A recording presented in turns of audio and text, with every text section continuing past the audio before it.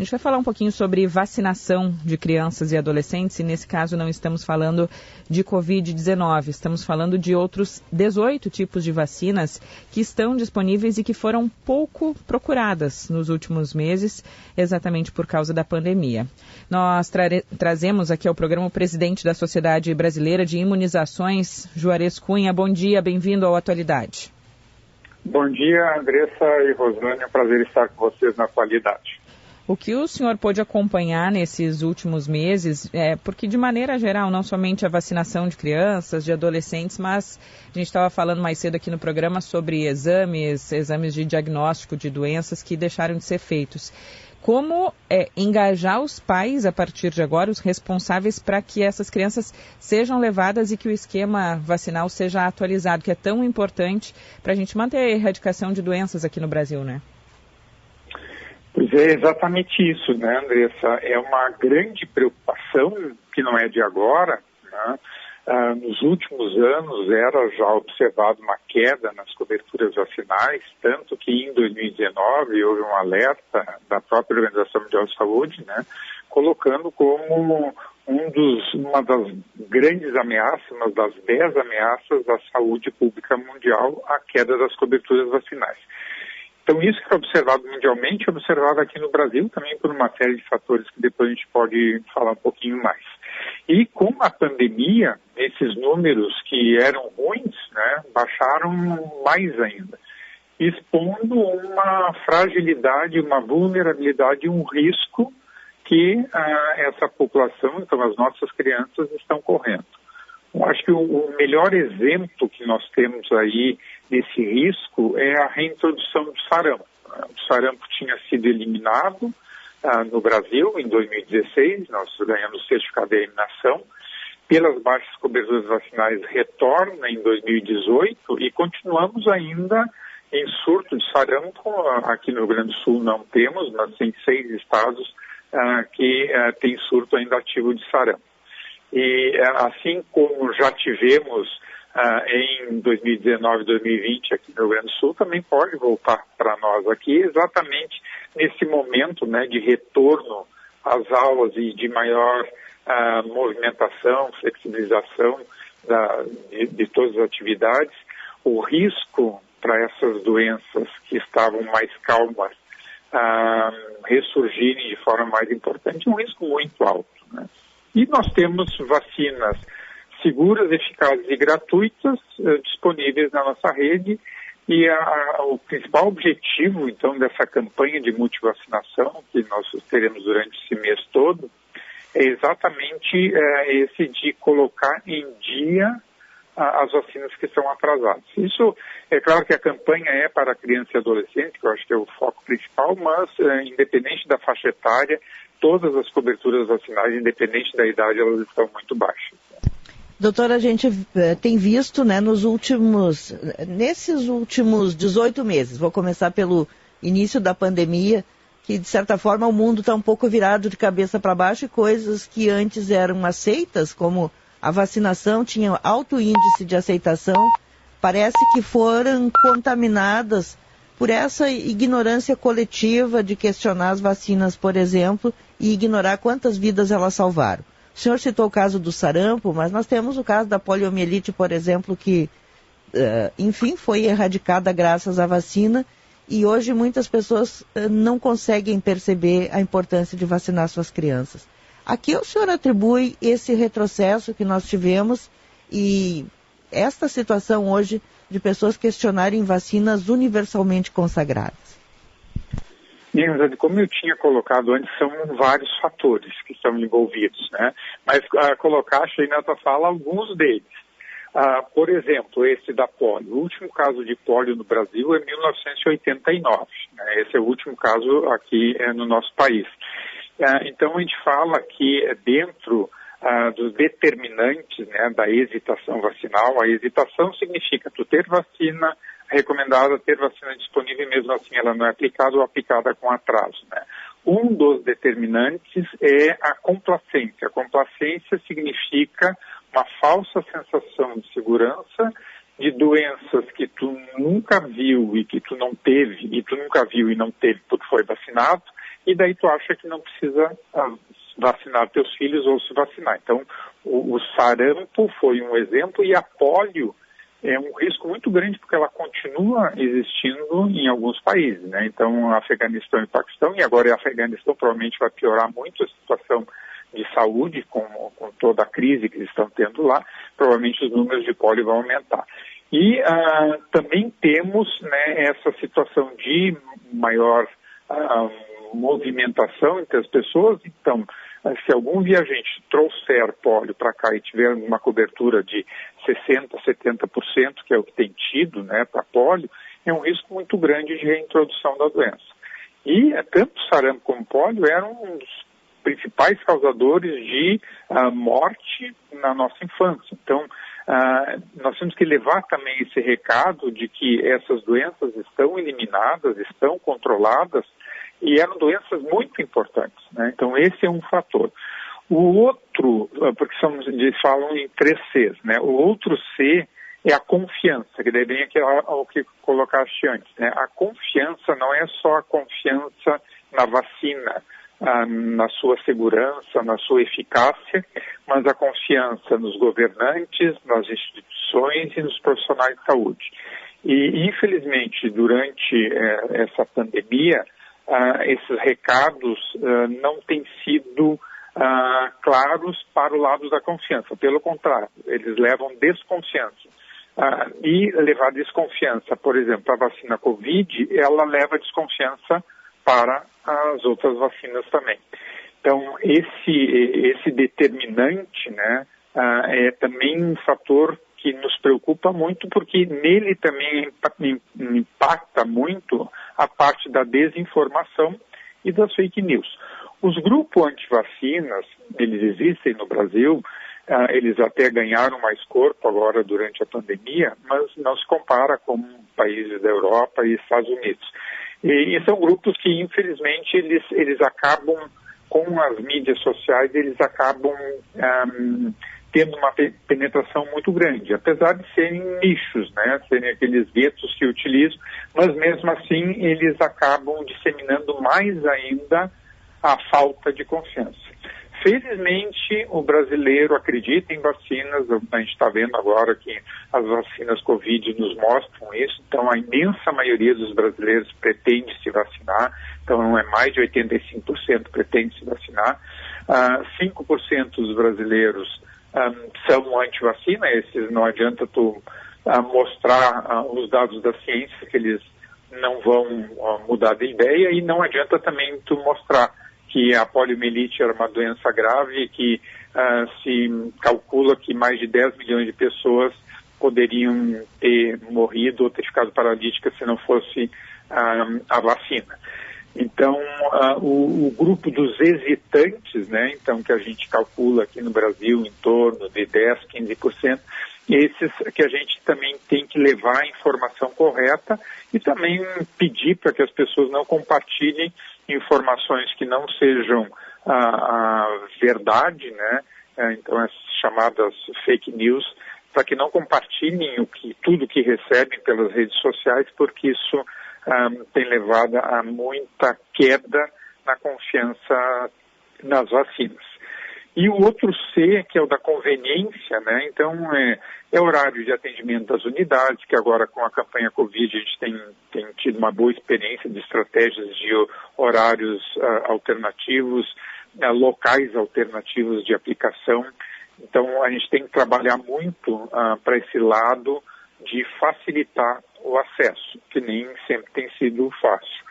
O calendário nosso é considerado, o calendário vacinal da criança é considerado um dos mais completos gratuitos no mundo. Ao mesmo tempo, ele é muito complexo. Então, ele é muito completo, mas muito complexo.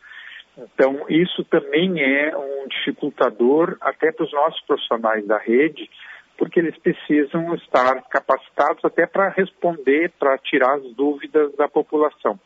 E com essa complexidade do calendário, não tem sido fácil a gente manter os nossos colegas também capacitados e que consigam, né, responder de forma também adequada, com uma linguagem adequada, que a população entenda, e que possa também reverter essa situação.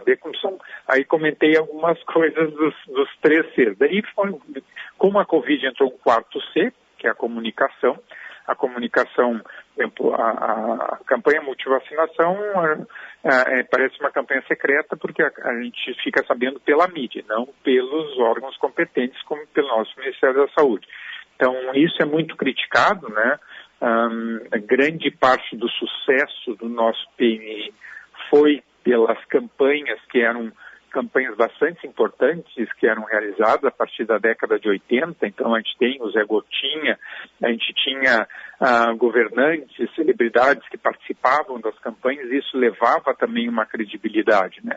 Então, isso tem sido sempre colocado como um dos grandes problemas, a falta de campanhas de comunicação do Ministério. E o contexto, que eu acho que também vale a pena, que é o 5º C, né, que veio junto agora com a Covid, lembrar, a gente tem um exemplo aqui de Porto Alegre, né, em relação à vacina Covid, quando se fez um levantamento de quem não tinha recebido ou quem não tinha recebido a segunda dose, as populações vulneráveis, né? Então tem que também ser trabalhado o contexto local para a gente também ver quais os outros empecilhos, quais os outros nós que a gente pode encontrar e que atrapalhem para que a gente consiga manter essas vacinas em dia. O senhor falou, doutor, no C da comunicação, que é o da nossa parte, e nós tentamos aqui todos os dias, ou quase todos os dias, fazer a nossa parte de comunicar as pessoas com base naquilo que nós ouvimos dos senhores. Essa entrevista faz parte desse nosso esforço, porque nós não somos especialistas em vacina. Então nós queremos ouvir as pessoas especialistas para darem esta tranquilidade aos pais. Porque tem muita gente que nos escreve, e a gente percebe isso nas redes sociais, contaminada por desinformações de grupos de WhatsApp, daquilo que ouviu do vizinho, da tia, e muito por uma questão ideológica. No caso específico da vacina contra a Covid, que pode ser aplicada, autorizada pela Anvisa a partir dos 12 anos, há uma desconfiança e as pessoas dizem assim, esta vacina não foi testada. E eu queria que o senhor desfizesse esses mitos até para nos ajudar nessa campanha, porque às vezes a gente se choca. Eu costumo divulgar com alegria quando os filhos dos meus amigos são vacinados, e recebo de volta, às vezes, uma incompreensão, quase como se eu fosse uma assassina de crianças por defender aquilo que eu acredito desde sempre, que é na vacinação.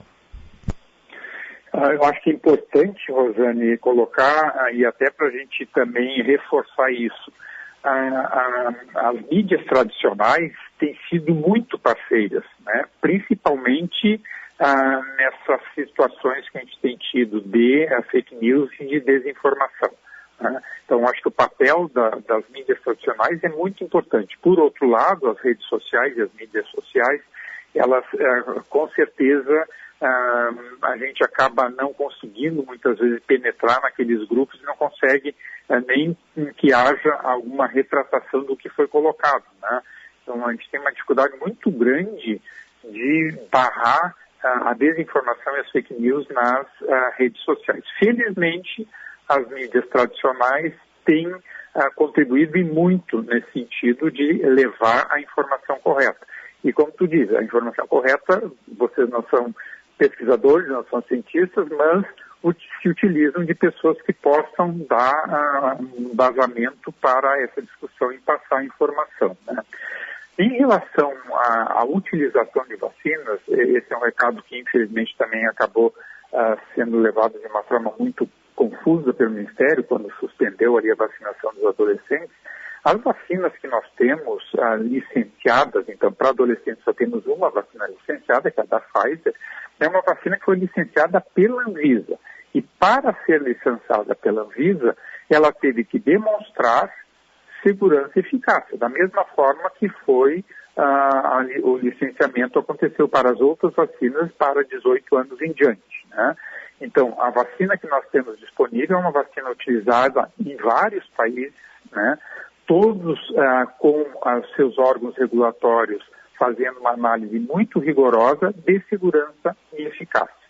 E daí é importante lembrar também que, é claro, nós começamos uma campanha de vacina Covid com os grupos mais vulneráveis. E aqueles grupos mais vulneráveis, que eram os idosos, eram as pessoas com comorbidades, os profissionais de saúde, eles eram mais vulneráveis porque o que a gente estava vendo com a pandemia era onde adoeciam mais e mais morriam. Então, tinha toda uma lógica, né, de vacinação. Depois a gente foi progredindo até atingir todos acima de 18 anos.